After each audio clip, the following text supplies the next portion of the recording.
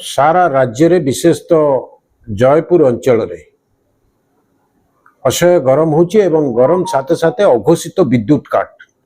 एथिरे व्यवसायी ठारू आरंभ करी साधारण जनता छात्र छात्री रोगी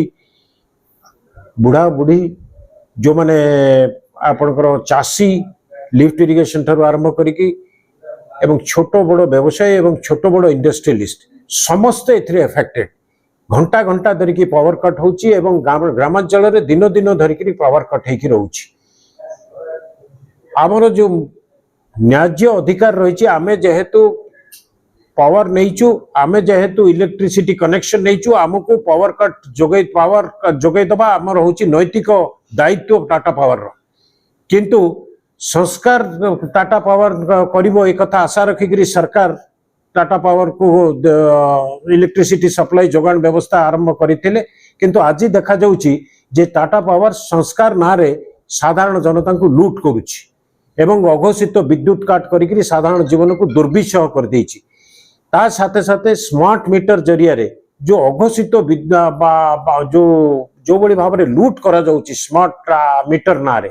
आपन देखिबे गोटे गोटे स्मार्ट मीटर गोटे गोटे घरु जोठी 200 टंका बिल आसुतला आज सेठी 600 800 1000 टंका बिल आसुची एवं शहर रे विभिन्न जगह रे विपज्जनक अवस्था रे आपनकर ट्रांसफार्मर ठारू आरंभ करी पोल एवं वायर सब रहिची कौनसी पदक्षेप संस्कार जो करने कथा कौनसी पदक्षेप टाटा पावर नौ ना तेणु से आसंता काली विशेष तो ये जो अघोषित विद्युत काट आ स्मार्ट मीटर उपरे